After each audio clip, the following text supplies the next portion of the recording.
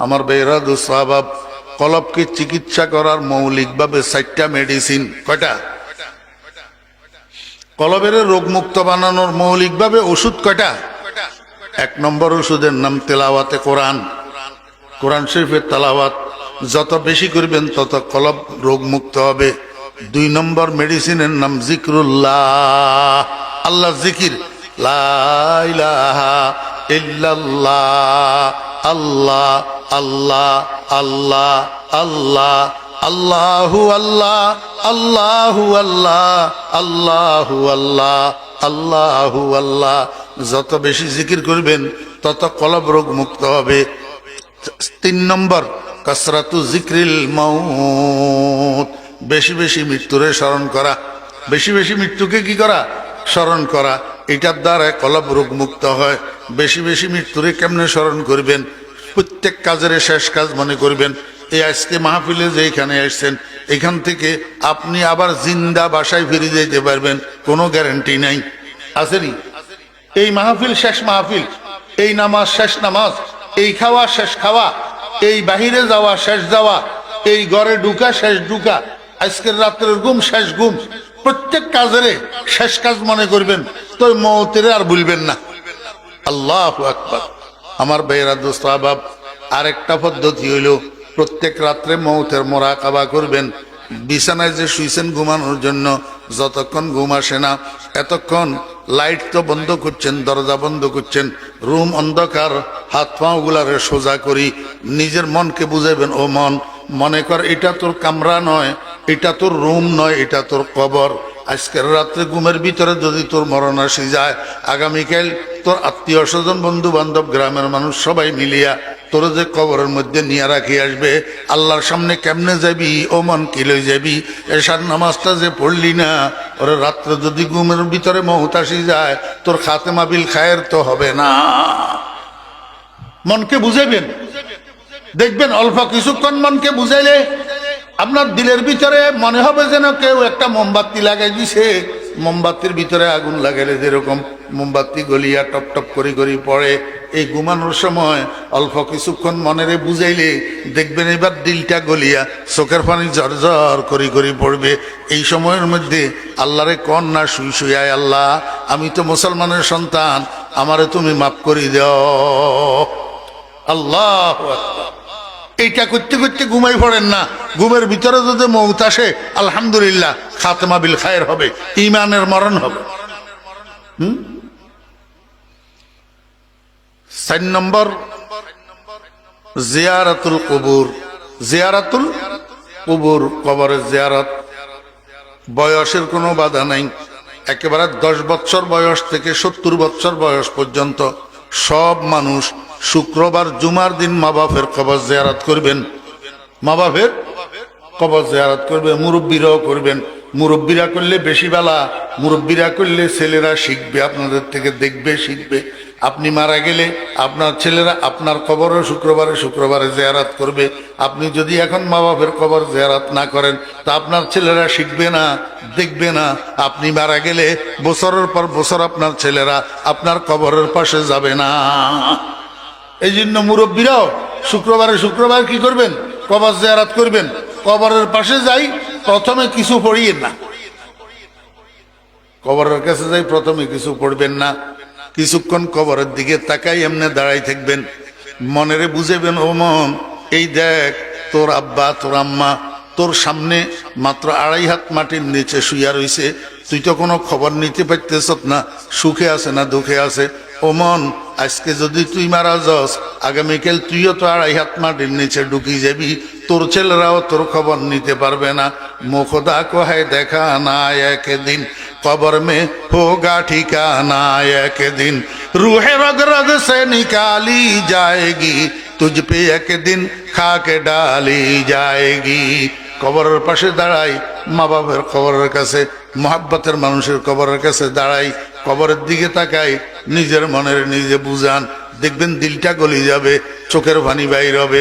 এবার জিয়ারতের দোয়া পড়েন, আসসালামু আলাইকুম ইয়া আহলাল কুবুর, ইয়াগফিরুল্লাহু লানা ওয়া লাকুম ওয়া আনতুম সালাফুনা ওয়া নাহনু বিল আসর। বর্তমান যুগের মুসলমানেরা, মুসলমানের সন্তানেরা শুদ্ধ করি কবরের জিয়ারতের দোয়াটাও জানে না, জানাজার দোয়াটাও জানে না, দোয়াই কোনটাও জানে না, তাশাহুদটাও শুদ্ধ করে পড়তে জানে না, সব প্লাস্টিকের আমের মতো মুসলমান। আল্লাহ! তাহলে কলবকে চিকিৎসা করার কয়টা মেডিসিন কইলাম? 4টা। কয়টা? 1 নম্বর তেলাওয়াতে কোরআন, 2 নম্বর জিক্রুল্লাহ, 3 নম্বর বেশি বেশি মৃত্যুকে স্মরণ করা, 4 নম্বর কবরের জিয়ারত করা। 4 নম্বর কি? আল্লাহর হাবিব বলেন, ফাইন্নাহা তুজাহিদুকুম আনিদ দুনিয়া ওয়া তুযাক্কিরুকুমুল আখিরাহ। হ্যাঁ, তাহলে জান্নাতুল ফেরদাউসের ওয়ারিস হওয়ার জন্য কয়টা গুণ হইল? কয়টা গুণ কইলাম? 3টা গুণ। 1 নম্বর গুণ খুশুওয়ালা নামাজ, খুশুওয়ালা নামাজ। 2 নম্বর গুণ অনর্থক বেদরকারী কথা পরিহার করা। আল্লাহু আকবার। 3 নম্বর কলবকে রোগ মুক্ত করা, মৃত্যুর আগে কলবকে কি করা। 4 নম্বর আল্লাহ পাক রব্বুল আলামিন বলেন, ওয়াল্লাযীনা হুম লিফুরুজিহিম হাফিজুন। ও দুনিয়ার পুরুষেরা, ও দুনিয়ার মহিলারা, জান্নাতে যদি যেতে চাও তোমার লজ্জাস্থানকে হেফাজত করো। লজ্জাস্থান মানে তোমার যৌনাঙ্গ, এই যৌনাঙ্গের হেফাজত করো। যৌনাঙ্গের হেফাজত কেমনে করিবা? অনুমোদিত ক্ষেত্রে যৌনাঙ্গের ব্যবহার করিবা। যেখানে অনুমোদন নাই, নিষিদ্ধ জায়গায় যৌনাঙ্গের ব্যবহার করবা না। অনুমোদিত জায়গা কোনটা কোনটা? আল্লাহ পাক বলেন, ইল্লা আলা আজওয়াজিহিম আও মা মালাকাত আইমানুহুম। এই আও মা মালাকাত আইমানুহুমের রেওয়াজ আমাদের দেশে নাই, এই জন্য এটা বলারও দরকার নাই। শুধু একটা কথা বুঝেন, স্বামীর জন্য স্ত্রী, স্ত্রীর জন্য স্বামী, ওনারা 2 জন, একজনের জন্য আরেকজন। অনুমোদিত ক্ষেত্র, এই অনুমোদিত ক্ষেত্রে যৌনাঙ্গের ব্যবহার চলবে। খবরদার, নিষিদ্ধ ক্ষেত্রে যৌনাঙ্গের ব্যবহার চলবে না, তাহলে জান্নাতে যাওয়া যাবে না। লিজ্জাকাতি ফাইলুন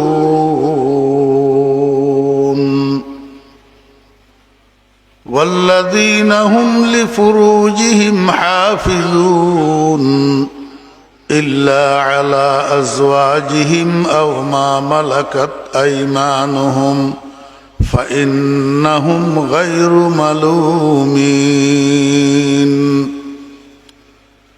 فمن ابتغى وراء ذلك فأولئك هم العادون والذين هم لأماناتهم وعهدهم راعون والذين هم على صلواتهم يحافظون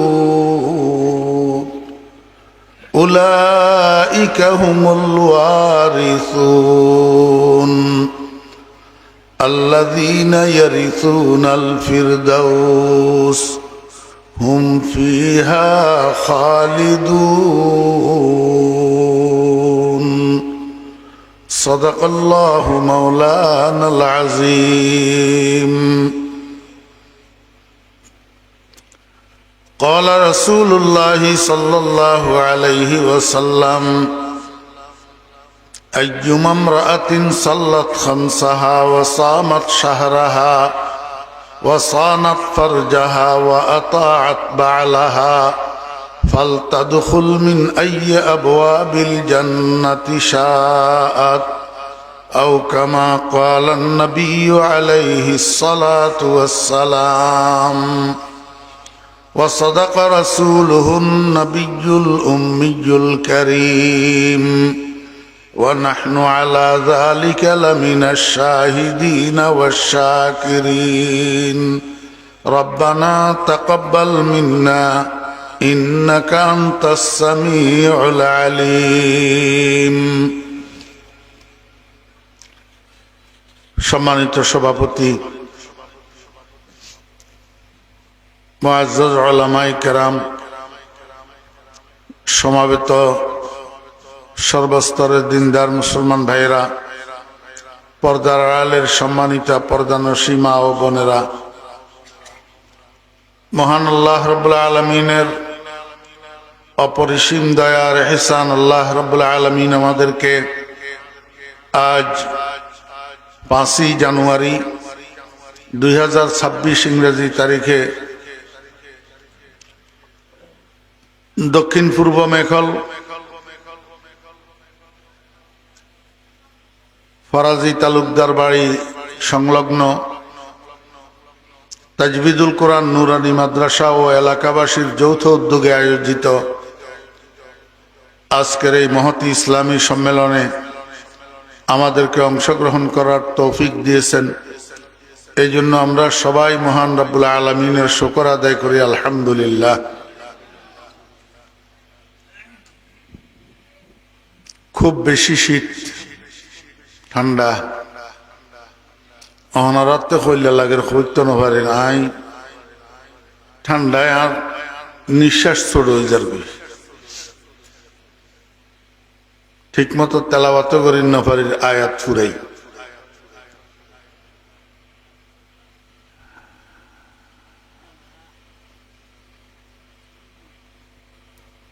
এই শীতের ভিতর কষ্ট করি পুরা করি অজু করলে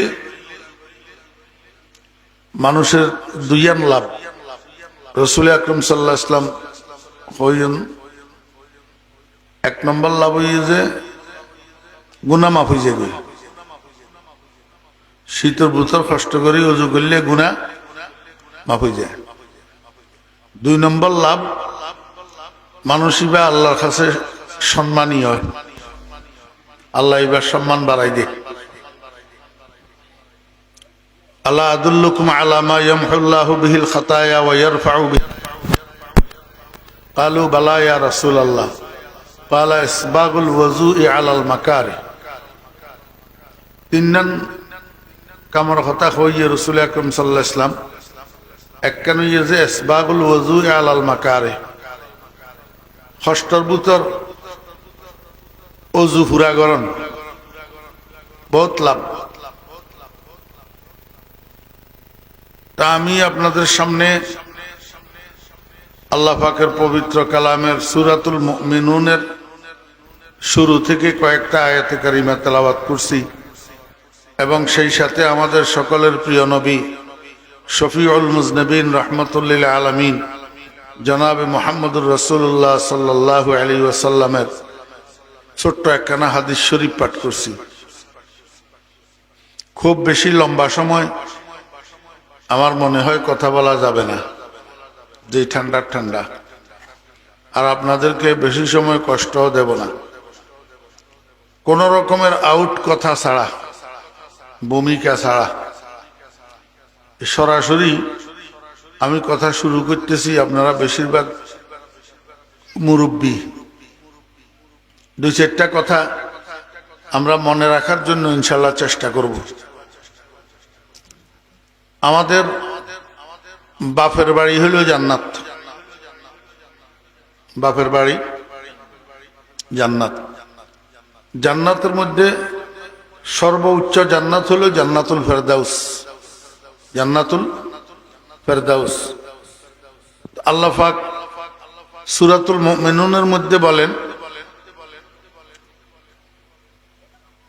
যারা ঈমানদার এরা কিয়ামতের মাঠে সফল হবে। ঈমানদাররা কিয়ামতের মাঠে সফল হবে। কি পাইয়া সফল হবে? জান্নাতুল ফেরদাউসের ওয়ারিশ হইয়া, জান্নাতুল ফেরদাউসের ওয়ারিশ হইয়া। ওয়ারিশ শব্দটা বলছেন আল্লাহ পাক এই কথা বোঝানোর জন্য যে জান্নাত, বিশেষ করে জান্নাতুল ফেরদাউস আমাদের বাপের বাড়ি।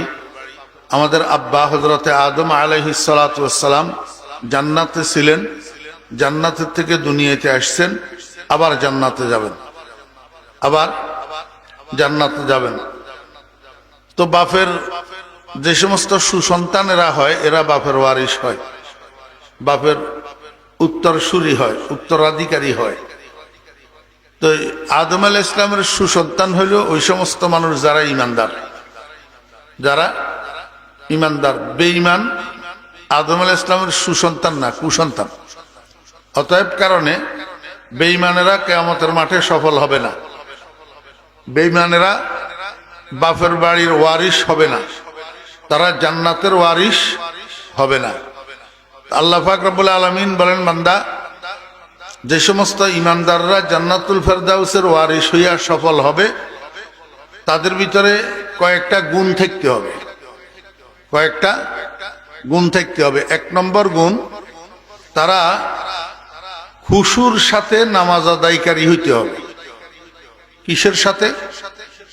খুশু। খুশু এটা আরবি শব্দ, খুশু।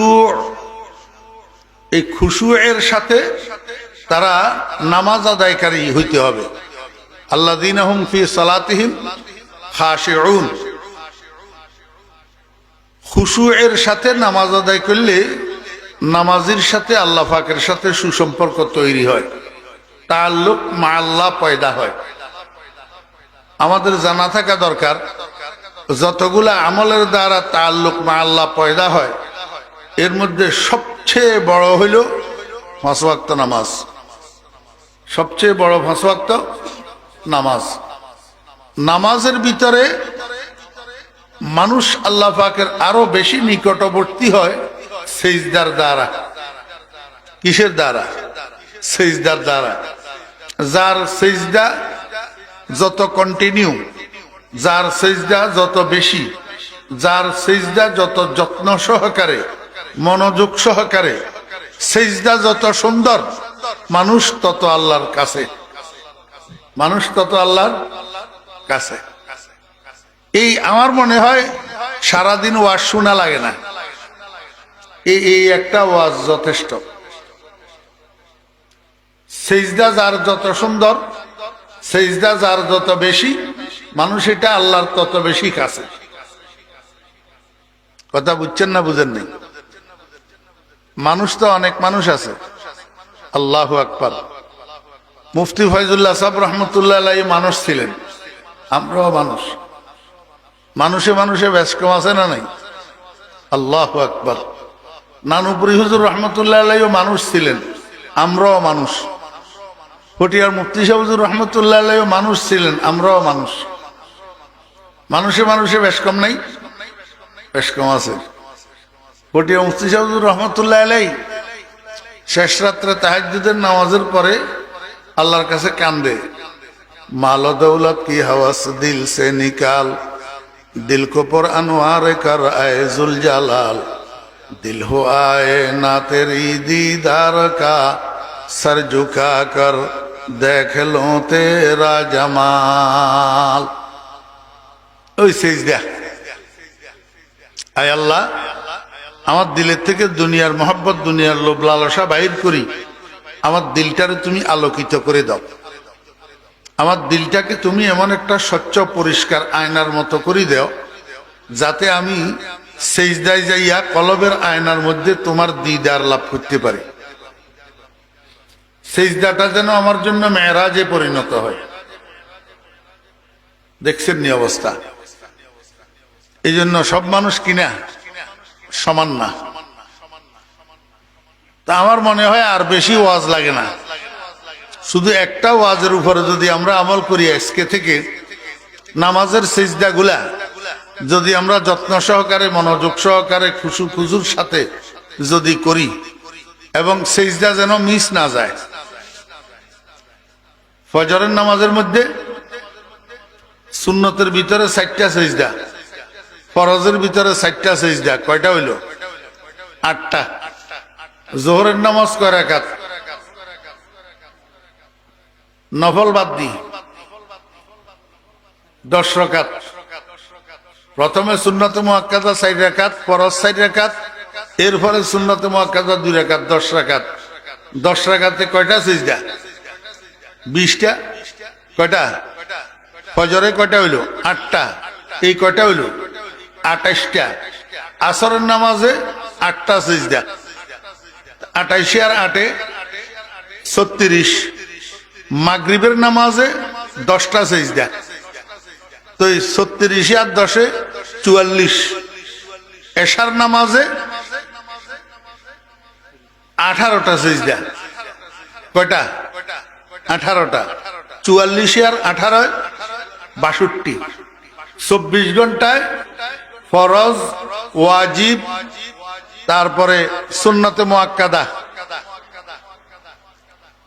৬২ আর ৬ কত? ৬৮। হ্যাঁ না, এই যে হিসাব করছি ৬২। এই ৬২টা সেজদার মধ্যে একটা সেজদাও যেন কম না পড়ে, এই আমল করতে হবে। একটা সেজদাও যেন কম না পড়ে, এবং এই ৬২টা সেজদা যেন খুশুর সাথে হয়। খুশুর সাথে। খুশু কি? খুশু হইল ভয় মিশ্রিত ধ্যান। ভয় মিশ্রিত ধ্যান। একটা উদাহরণ, একটা মার্ডার কেসের আসামি, ৬ বছর ৭ বছর পর্যন্ত মামলা চলছে। এরপরে জাস্টিস ঘোষণা করছে আগামী এত তারিখে এই মামলার রায় হবে। তো রায়ের দিন ১০টা বাজে এই আসামি এটারে কাঠগড়ায় উঠেছে। উকিলেরা দোনো পক্ষের কোর্টে উপস্থিত হয়েছে। জজ সাহেব এজলাসে বসছে। এত বড় একটা নথি রায় লেখি জজে আনছে, এটা একটু পরে পড়ি শোনাবে। এই অবস্থার মধ্যে ওই যে মার্ডার কেসের আসামি যেতে কাঠগড়ায় দাঁড়াইছে, তার অবস্থাটা কি? এই লোকটার ভিতরে ভয়ে কুপ কুপ কুপ কুপ করে না? না জানি জাস্টিসের মুখের থেকে কি বাইর হয়, 10 বছরের জেল, না যাবজ্জীবন কারাদণ্ড, না ফাঁসি। জজের মুখের থেকে কি বাইর হয়? ভয়ে ভিতরে কুপ কুপ করে না? আর যতক্ষণ সে কাঠগড়ায় দাঁড়ানো থাকে ততক্ষণ চোখের ফলকও তো মারে না, এমনি তাকাই থাকে জজের দিকে। জজের দিকে তাকাই থাকে। কোন সময় জজের মুখের থেকে কি বাইর হয়? পরিপূর্ণ ধ্যান, পরিপূর্ণ মনোযোগ জজের দিকে থাকে। ভিতরে একটা টেনশন, ভিতরে একটা ভয়। এই ভয় মিশ্রিত ধ্যান যেটা, এইটারে আরবিতে কয় খুশু। এবার আপনারা কথা বুঝছেন? আমি চট্টগ্রামের ভাষা বলতে পারবো, কিন্তু এটা সুন্দর হবে না, বাইরের মেহমান তো। হ্যাঁ, কথা না বুঝলে বলিয়েন। এই যে আসামিটা রায়ের তারিখে কাঠগড়ায় দাঁড়ানো অবস্থায় তার যে পজিশন, একটা জজের প্রতি ধ্যান আর একটা ভিতরে ভয়, এই ভয় মিশ্রিত ধ্যান, এটারে আরবিতে বলে খুশু। আরবিতে কি বলে? খুশু। একটা নামাজি মানুষ আল্লাহু আকবার, এটা কি? তাকবীরে তাহারিমা। তাকবীরে তাহারিমা, নামাজের প্রথম তাকবীর যেটা, এটা তাকবীরে তাহারিমা, এটা ফরজ। এটা কি? ফরজ। হাত এটারে উপরের দিকে উঠানো, হাত এটারে বান্ধা, এগুলো সুন্নত। এগুলা কি? সুন্নত। দৌড়াই ওযু করি মসজিদে ঢুকছেন, আসরের নামাজের জামাত শুরু হয়ে গেছে। আসরের নামাজের জামাত শুরু হয়ে গেছে, আপনি দৌড়াই ওযু করি মসজিদে ঢুকছেন। এখন হাতটা উপরের দিকে কান পর্যন্ত উঠাইলেন, বাঁধলেন, কিন্তু মুখে আল্লাহু আকবার বললেন না, নামাজ হবে? হবে না। মুখে আল্লাহু আকবার বলা এটা ফরজ, কিন্তু হাত উঠানো, হাত বাঁধা, এগুলো হলো কি? সুন্নত।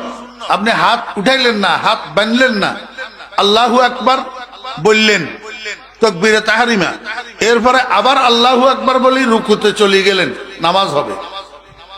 নামাজ হবে, কিন্তু প্রথম আল্লাহু আকবার এটা মুখে না বললে নামাজ হবে না। তাকবীরে তাহরিমা, এই তাকবীরে তাহরিমা থেকে আসসালামু আলাইকুম রহমতুল্লাহ, আসসালামু আলাইকুম রহমতুল্লাহ, সালাম ফিরানো পর্যন্ত যতক্ষণ সে নামাজ অবস্থায় থাকবে ততক্ষণ তার দিলের ভিতরে আল্লাহ পাকের একটা ভয় আর দিলের একটা ধ্যান আল্লাহ পাকের দিকে।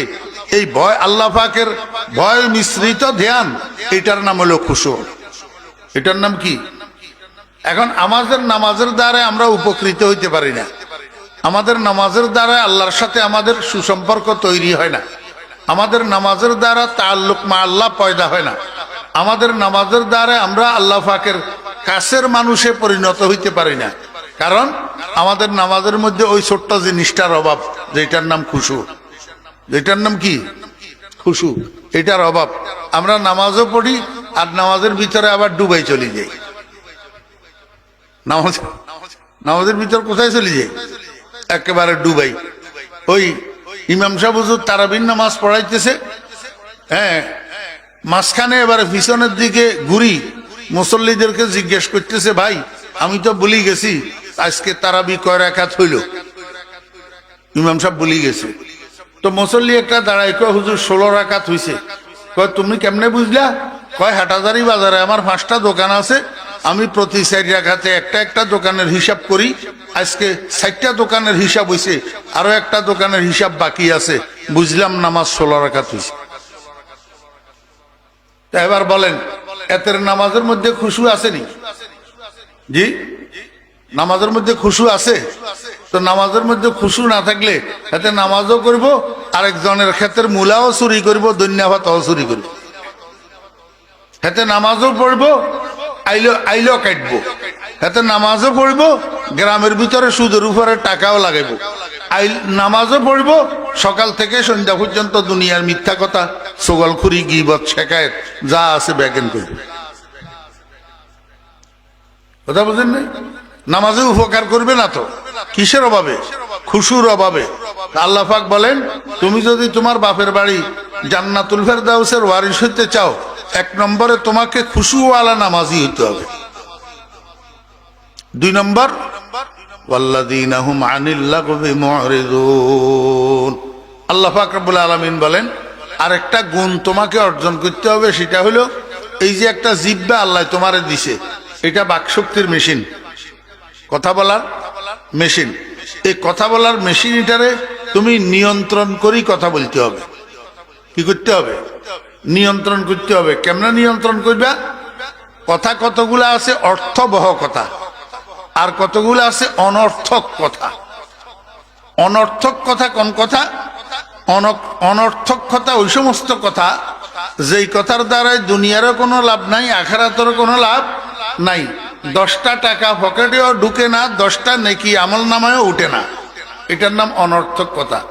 রাস্তাঘাটে, চাঁদ দোকানে, হাটে ঘাটে, বাজারে খালেদা খালেদা খালেদা, হাসিনা হাসিনা, এরশাদ এরশাদ, এই কথাগুলার দ্বারায় পকেটে 10টা টাকা ঢুকে না আমল নামায় 10টা নেকি উঠে? জি, আল্লাহু আকবার। এই জন্য লাগব যত কথা আছে অনর্থক কথা, এই অনর্থক কথা পরিহার করতে হবে, এগুলা বাদ দিতে হবে। রাসূল আকরাম সাল্লাল্লাহু আলাইহি ওয়াসাল্লাম হাদিস শরীফের মধ্যে বলছেন, যদি কথা বলতে হয় ভালো কথা বলো, আর না হলে চুপ থাকো, আর না হলে চুপ থাকো। সাহাবীগণ বলেন, ইয়া রাসূলুল্লাহ, ভালো কথা কোনটা? রাসূল আকরাম সাল্লাল্লাহু আলাইহি ওয়াসাল্লাম বলেন, সারা দুনিয়ার মধ্যে সবচেয়ে ভালো কথা লা ইলাহা ইল্লাল্লাহ। এর চেয়ে ভালো কথা দুনিয়ার উপর আর নাই, সবচেয়ে ভালো কথা। বলে এত ভালো কথা কেন হইল?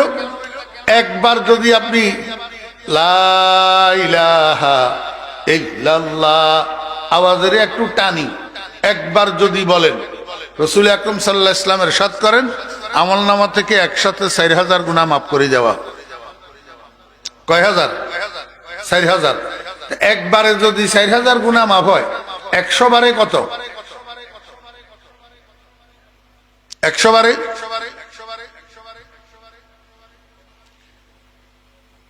এই পর্যন্ত কথাটারে এখানে স্টপ রাখি, মাঝখানে আপনাদেরকে একটা হাদিস শুনেই। মেশকাত শরীফের প্রথম হাদিস, মেশকাত শরীফের, ক্বালান নবী সাল্লাল্লাহু আলাইহি ওয়াসাল্লাম, ইন্নামাল আ'মালু বিন্নিয়াত ওয়া ইন্নামা লিকুল্লি ইমরিইম মা নাওয়া মান কানাত হিজরাতুহু ইলা দুনিয়া ইউসিবুহা ওয়া মান কানাত হিজরাতুহু ইলা ইমরাতি ইয়াতাযাওয়াজুহা ফালিকুল্লি ইমরিইম মা হাজারা ইলাইহি আও কামা ক্বালান নবী আলাইহিস সালাতু ওয়াস সালাম। রাসূল আকরাম সাল্লাল্লাহু আলাইহি ওয়াসাল্লাম বলেন, সমস্ত আমল নির্ভরশীল নিয়তের উপর। নির্ভরশীল কিসের উপর? নিয়তের উপর। নবীজি বলেন, প্রত্যেক মানুষ ওই জিনিসটা পাবে যেটা সে নিয়ত করবে। যেটা সে কি করবে, নিয়ত করবে। এই হাদিসটা রাসূল সাল্লাল্লাহু আলাইহি ওয়াসাল্লাম বলছেন, সাহাবায়ে কেরামের মধ্যে একজন সাহাবী মক্কা শরীফের মধ্যে একটা মহিলার উপরে আসক্ত ছিল। একটা মহিলার উপরে কি ছিল, আসক্ত ছিল, হ্যাঁ, প্রেমিক ছিল আর কি। তো ঘটনাক্রমে মহিলা এটা মক্কা শরীফ থেকে হিজরত করে মদিনা শরীফ চলে এসেছে। এখন মহিলা এটারে পাওয়ার জন্য ওই উনার প্রেমিক পুরুষ যেটা, উনিও হিজরত করে মদিনা শরীফ চলে এসেছে। তাহলে হিজরত যারা করছে মক্কা থেকে মদিনা, উনাদের মধ্যে তিন প্রকারের মানুষ। এক প্রকার হইল আল্লাহর সন্তুষ্টির জন্য নিজের জন্মস্থান ছাড়ি মদিনায় চলে এসেছে। আরেক প্রকারের মানুষ দুনিয়ায় পাওয়ার জন্য মক্কা শরীফ ছাড়ি মদিনা শরীফ চলে এসেছে। আরেক প্রকারের মানুষ তার প্রেমাস্পদ প্রেমিকা মহিলাটারে অর্জন করার জন্য মক্কা ছাড়ি মদিনা শরীফ চলে এসেছে। রাসূলুল্লাহ সাল্লাল্লাহু আলাইহি ওয়াসাল্লাম বলেন, যে যেই নিয়তে আইছো সে সেটা পাইবা। যে যেই নিয়তে আসছো সে সেটা পাইবা। আল্লাহর সন্তুষ্টি অর্জনের জন্য যারা আসছো হিজরত করি, তারা আল্লাহর সন্তুষ্টি পাইবা। আর ব্যবসা বাণিজ্য করি মাল কামানের নিয়তে যারা আইছো, তারা সেটা পাইবা। আর যে বউ পাওয়ার নিয়তে আইছো সে বউ পাইবা। কথা বুঝছেন না? বুঝুন। আমাদের এই মাহফিল গুলার মধ্যে কয়েক প্রকারের মানুষ আছে। একটা মাহফিল কোন জায়গায় হবে এটা শুনলে কিছু মানুষ বসে থাকে মাহফিলের পাশে দোকান দেওয়ার জন্য। মাহফিলের পাশে কি করার জন্য? দোকান দেওয়ার জন্য। ওই দিন সাময়িকভাবে একটা দোকান দিলে ভালো কিছু প্রফিট দোকানদারির থেকে আসবে, সে মাল কামাইতে পারবে। তাহলে মাহফিলের উসিলায় সে মাল কামার। মাহফিলের উসিলায় কি করেন? মাল কামার। আর কিছু মানুষ আছে আল্লাহওয়ালা মানুষ, এরা নিয়ত করে বসে থাকে, আমি মাহফিলে যাব, ওলামায়ে কেরাম বুজুর্গানের দিন আসবেন, উনাদের বয়ান উনাদের নসিহত শুনবো, সেখান থেকে কিছু ফাতেহা অর্জন করব, এইটার উপরে আমল করি আল্লাহ পাকের সন্তুষ্টি অর্জন করব। এই খেয়ালে কিছু মানুষ থাকে। এই মানুষগুলা একেবারে শুরু থেকে শেষ পর্যন্ত বয়ানে বসে থাকে, বয়ান শুনে, অন্য কোনো দিকে ধ্যান দেয় না। ঠিক না? ঠিক কর। আর কিছু মানুষ এরা দোকানদারিও করে না, কিন্তু মনোযোগ সহকারে মাহফিলেও বসে না, বসে ঠিক কিন্তু উদাসীনতার সাথে বসে, মাঝখানে বই বই বাদাম খায়। মাঝখানে বই বই কি করে? বাদাম খায় মাহফিলের ভিতর। তো কিছু অর্জন হইব নি? না পাইল টাকা, না পাইল জীবনের পাথেও, কিচ্ছু হইল না, সময়টা নষ্ট হইল। আমার একজন ওস্তাদ আছিলেন ছাগলনাইয়ার মহতম সদুর রহমতুল্লাহ আলাইহি, হুজুর বলতেন, অমনোযোগী এবং অলস এই দুই জাতের দুনিয়াও বরবাদ, আখিরাতও বরবাদ। এগুনের কপালে কিচ্ছু নেই। আবার গোড়াতাইয়েন, একবার পড়লে যদি 4000 গুণা মাফ হয়, 100 বার পড়লে কয় হাজার মাফ হয়? 4 লাখ। 100 বার পড়লে সোজা হিসাব, আপনি একবার পড়লে যদি 1000 হয়, 100 বার পড়লে 1 লাখ। একবার পড়লে যদি 2000 হয়, 100 বার পড়লে 2 লাখ। একবার পড়লে যদি 3000 হয়, 100 বার পড়লে 3 লাখ। একবার পড়লে যদি 4000 হয়, 100 বার পড়লে 4 লাখ। তো ফজরের পরে 10 মিনিট সময় ব্যয় করেন না, হয় তসবিহ ছড়া একটা হাতে নেন, না হলে আঙ্গুলের করের উপরে গনি গনি লা ইলাহা ইল্লাল্লাহ, লা ইলাহা ইল্লাল্লাহ, লা ইলাহা ইল্লাল্লাহ, লা ইলাহা ইল্লাল্লাহ, লা ইলাহা ইল্লাল্লাহ। কেউ শুনানির দরকার আছে নি? কথা কয় না। কাউকে শোনানোর দরকার আছে? জি। চিল্লানির দরকার আছে? দুনিয়ার মানুষের বুঝানির দরকার আছে? লা হাওলা ওয়ালা কুওয়াতা ইল্লা বিল্লাহ। কতবার? 100 বার। যখন 100 বার শেষ করবেন, লা ইলাহা ইল্লাল্লাহু মুহাম্মাদুর রাসূলুল্লাহ সাল্লাল্লাহু আলাইহি ওয়াসাল্লাম। একটা খুব বেশি লাগলে 15 মিনিট লাগবে। বেশি লাগলে কয় মিনিট? 15 মিনিট। এবার মাগরিবের পরে আর 100 বার পড়েন, আর 15 মিনিট, আধা ঘন্টা সময় ব্যয় হবে। আল্লাহ পাক আপনারে 24 ঘন্টা দিছে। 24 ঘন্টা, কয় ঘন্টা? 24 ঘন্টা। আজকের ফজর থেকে আগামীকাল ফজর পর্যন্ত, আজকের 12টা থেকে আগামীকাল 12টা পর্যন্ত 24 ঘন্টা আল্লাহর দেওয়ার সময়। এখান থেকে আধা ঘন্টা যদি আপনি ব্যয় করেন তাহলে বেশি করলেন নাকি? সকালে 15 মিনিট, সন্ধ্যায় 15 মিনিট, সকালে 100 বার, বিকেলে 100 বার যদি পাঠ করেন, খোদার কসম করে কইলাম, সাদাকাল্লাহু ওয়া সাদাকা রাসূলুহু, রাইফেলের গুলি মিস হবে, আমার নবীজির জবান মিস হবে না। আগামীকাল সকালে সূর্য উঠবে কিনা সন্দেহ থাকতে পারে, আমার নবীজির জবান যে অকাট্য সত্য, এর মধ্যে কোনো সন্দেহের অবকাশ নাই। নবীজি বলছেন একবার পড়লে 4000, তাহলে 100 বার পড়লে 4 লাখ, সকালে 100 বিকালে 100 পড়লে 8 লাখ গুনাহ মাফ হবে। যেই মানুষটার প্রতিদিন 8 লাখ গুনাহ মাফ হয়, এই মানুষটা মৃত্যুশয্যায় আমলনামার মধ্যে আর গুনাহ আসেনি। আল্লাহু আকবার। আজকে আবি চুনি বাজারেরা, কে বয়কে গুলমি খরি গুলজারেরা। যে সমস্ত ভাইয়েরা ব্যস্ত থাকেন, কাজে কর্মে থাকেন, ব্যস্ততায় থাকেন, আপনারা সকালে 100 বার, সন্ধ্যায় 100 বার যদি পড়তে না পারেন, তাহলে এক কাজ করেন, ফজরের পরে 20 বার পড়েন, জোহরের পরে 20 বার পড়েন, আসরের পরে 20 বার পড়েন, মাগরিবের পরে 20 বার পড়েন, এশারের পরে 20 বার পড়েন। 5 20 কত? 100। 5 20 100। যদি 5 ওয়াক্ত 40 বার পড়েন, তাহলে 5 40 200 না। এটাও যদি না পারেন, তাহলে হাঁটতে হাঁটতে, চলতে ফিরতে, উঠকে বৈঠকে, দোকানের ক্যাশে বসা অবস্থায়, হাত জমিনে যে কাজ করতেছেন, কৃষি কাজ, কাজ করতে করতে, আল্লাহু আকবার, অফিসের চেয়ারে বসা অবস্থায়, মোট কথা চলনে ফেরনে, উঠকে বৈঠকে লা ইলাহা ইল্লাল্লাহ, এর চেয়ে ভালো কথা দুনিয়াতে নাই। এই ভালো কথাটা যত বেশি বলতে পারবেন, তত বেশি আপনার জিহ্বাটা ওই লা ইয়ানি লাগব কথাবার্তা, অনর্থক কথাবার্তা থেকে হেফাজত। কথা বুঝাইতে পারছি না? 2 নম্বর গুণ। 3 নম্বর গুণ, ওয়াল্লাযীনা হুম লিযাকাতি ফাইলুন, ওই সমস্ত মানুষ যারা মৃত্যু আসার আগে আগে নিজের কলবটাকে আভ্যন্তরীণ রোগের থেকে চিকিৎসা করিয়া মরে। আভ্যন্তরীণ রোগ, মানুষের শরীরের ভিতরে যেরকম রোগ হয়, কলবের মধ্যেও কি হয়? রোগ হয়। হ্যাঁ, কলবের বড় বড় রোগের মধ্যে একটা রোগ হইল অহংকার, মারাত্মক রোগ। আরেকটা দুনিয়ার লোভ লালসা, হেরাস, মারাত্মক রোগ। আরেকটা বখল, কিপটামি, কঞ্জুসি, মারাত্মক রোগ।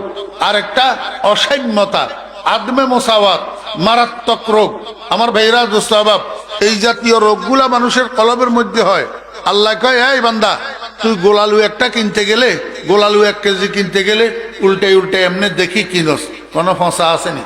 যদি কমলা 1 ডজন কিনতে যাস, তো উল্টে উল্টে এমনি দেখি কিনস, কোনো ফসা আসেনি।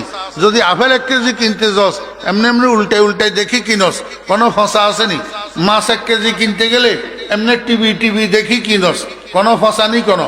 তুই যদি ফসা জিনিস গ্রহণ না করস, আমি আল্লাহ তোর ফসা কলব কেমনে গ্রহণ করবো? কিয়ামতের ময়দানে উঠার সময় আমার সামনে তোর একটা নিরাপদ রোগ মুক্ত কলব লইয়া উঠতে হবে, তাহলে সেটা তোর উপকারে আসবে। তুই যেগুলার জন্য জীবন দিতেছ, মাল, সন্তান, সম্পদ, এগুলা কোনো কাজে আসবে না, কোনো কাজে। এই জন্য মৃত্যুর আগে কলবের চিকিৎসা করতে হবে। আমার ভাইরা, দোস্ত আহবাব, কলবকে চিকিৎসা করার মৌলিকভাবে 4টা মেডিসিন। কয়টা? কলবের রোগ মুক্ত বানানোর মৌলিকভাবে ওষুধ কয়টা? 1 নম্বর ওষুধের নাম তেলাওয়াতে কোরআন। কোরআন শরীফের তেলাওয়াত যত বেশি করবেন, তত কলব রোগ মুক্ত হবে।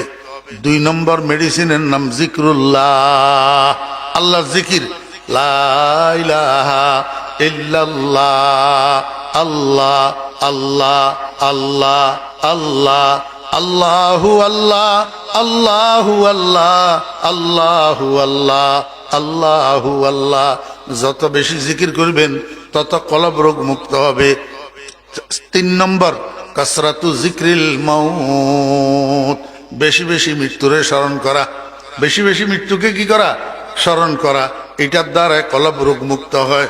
বেশি বেশি মৃত্যুরে কেমনে স্মরণ করবেন? প্রত্যেক কাজের শেষ কাজ মনে করবেন।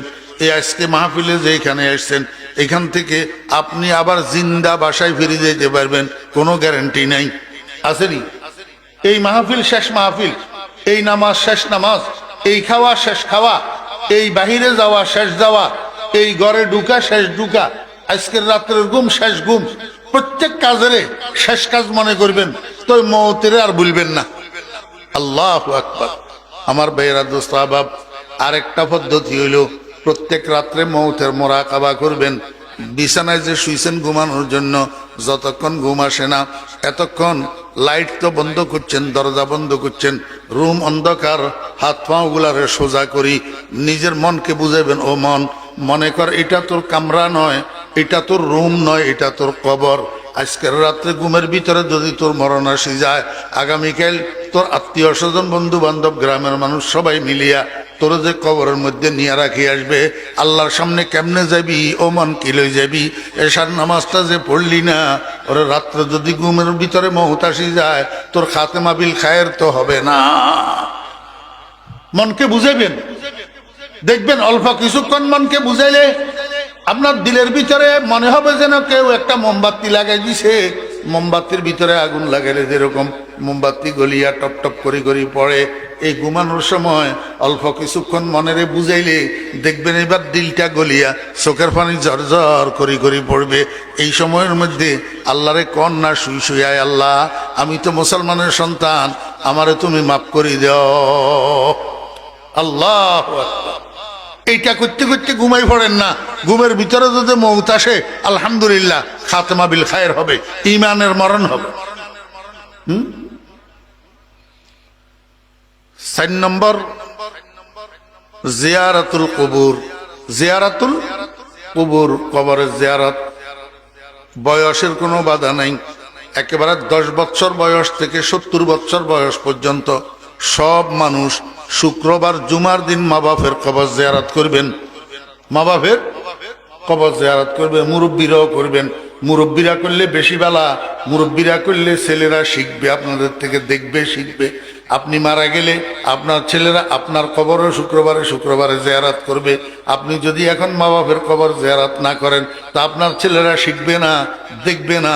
আপনি মারা গেলে বছরের পর বছর আপনার ছেলেরা আপনার কবরের পাশে যাবে না। এই জন্য মুরব্বীরাও শুক্রবারে শুক্রবার কি করবেন? কবর জিয়ারত করবেন। কবরের পাশে যাই, প্রথমে কিছু পড়িয়েন না। কবরের কাছে যাই, প্রথমে কিছু পড়বেন না।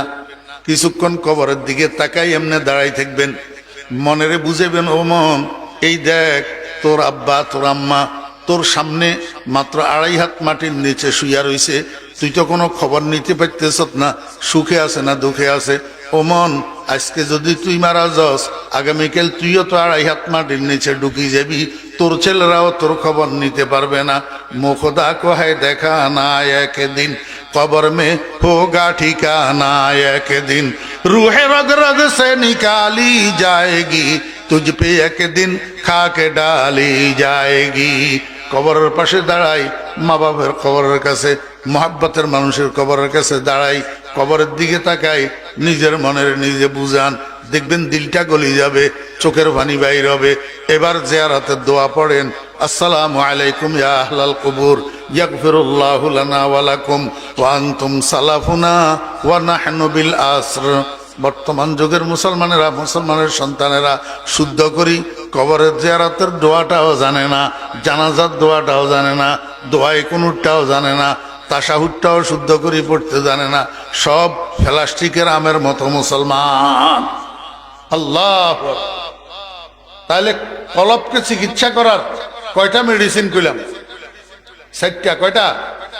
1 নম্বর তেলাওয়াতে কোরআন, 2 নম্বর জিক্রুল্লাহ, 3 নম্বর বেশি বেশি মৃত্যুকে স্মরণ করা, 4 নম্বর কবরের জিয়ারত করা। 4 নম্বর কি?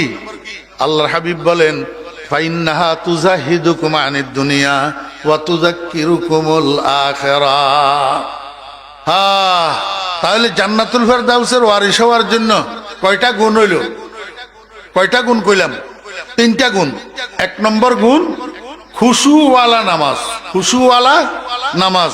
দুই নম্বর গুণ অনর্থক বেদরকারী কথা পরিহার করা, আল্লাহু আকবার। তিন নম্বর কলবকে রোগ মুক্ত করা, মৃত্যুর আগে কলবকে কি করা।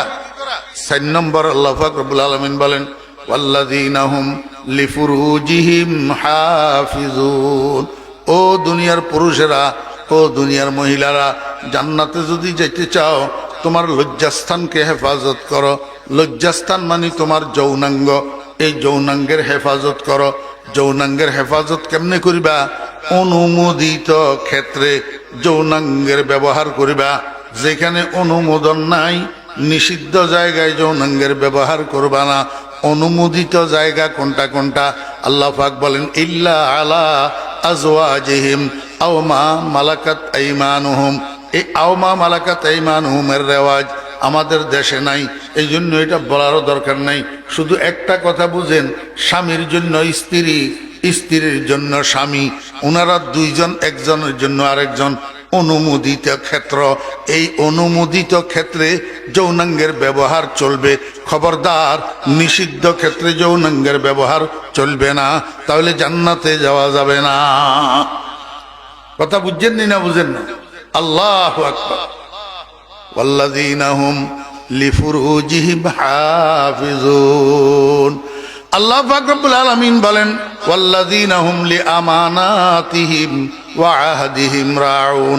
আরেকটা গুণ, সেটা কি?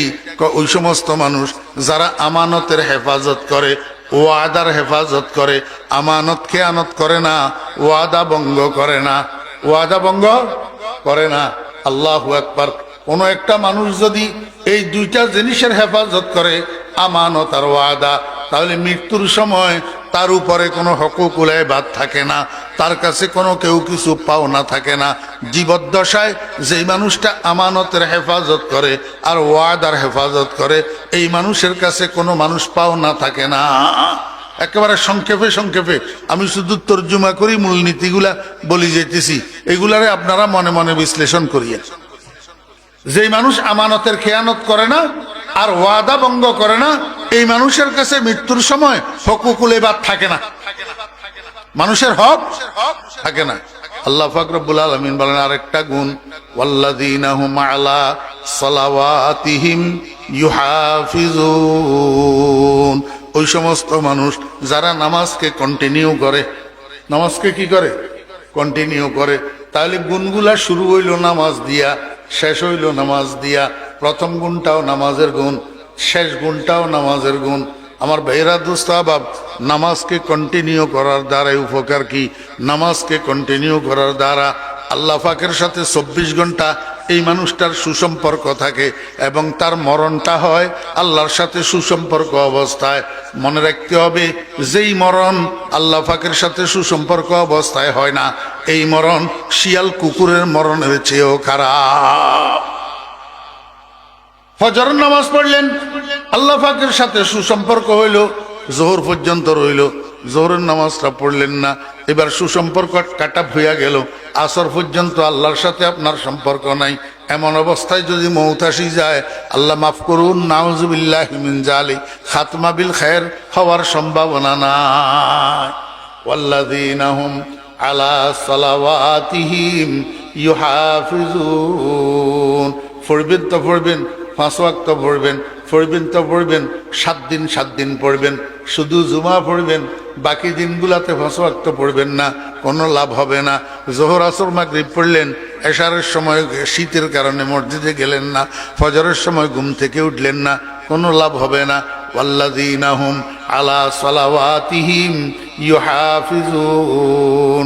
যে সমস্ত মানুষ নামাজকে কন্টিনিউ করে, তাহলে 1 নম্বর খুশুর সাথে নামাজ আদায় করে, 2 নম্বর অনর্থক কথার থেকে জিহ্বারে হেফাজত করে, 3 নম্বর কলবের আভ্যন্তরীণ রোগের থেকে চিকিৎসা করিয়া রোগ মুক্ত করে, 4 নম্বর যৌনাঙ্গরে হেফাজত করে, অনুমোদিত ক্ষেত্রে ব্যবহার করে, নিষিদ্ধ ক্ষেত্রে ব্যবহার করে না, 5 নম্বর আমানতের হেফাজত করে, 6 নম্বর ওয়াদা খেলাপ করে না, ওয়াদা ভঙ্গ করে না, ওয়াদা রক্ষা করে। 7 নম্বর, নামাজকে কন্টিনিউ করে। আল্লাহ পাক কয় উলাইকা হুমুল ওয়ারিসুন, এই মানুষগুলো হলো ওয়ারিস, এই মানুষগুলো হলো উত্তরসূরি। কিসের ওয়ারিস? আল্লাযীনা ইয়ারিসুনাল ফিরদাউস, এরা জান্নাতুল ফিরদাউসের ওয়ারিস। হুম ফিহা খালিদুন। আরে ভাইয়েরা, দুনিয়ার মধ্যে একটা বাড়ি একজনে আসি দে, আরেকজনে আসি ধাক্কায় উঠাই দে, ঠিক না? ঠিক কোন একজনে আসি বাড়ি একটা বরাদ্দ দে, আরেকজনে আসি এটার থেকে ধাক্কায় বাইর করি দে। এটা হলো দুনিয়ার নিয়ম। 30 বছর পর্যন্ত আপনার আব্বায় একটা দোকান করে, 30 বছর পরে সন্ত্রাসী 10 জন আসি লাঠি একটা লইয়া আপনারা সেখান থেকে বাইর করে দিল, দোকানটা দখল করে নিল। 30 বছর আপনার আব্বার করা দোকানের থেকে আপনাকে উচ্ছেদ করে দিল। আল্লাহ কয় এই বাটপারি জান্নাতের মধ্যে চলবে না। হুম ফিহা খালিদুন। একবার বান্দা যদি যাইয়া ঢুকতে পারো, যে হায়াতের শুরু আছে শেষ নাই, অফুরন্ত হায়াত, এই জান্নাতের মধ্যে তুমি বসবাস করবা। সেখান থেকে বিতাড়িত করার তোমাকে কোনো বাবার ছেলের ক্ষমতা না।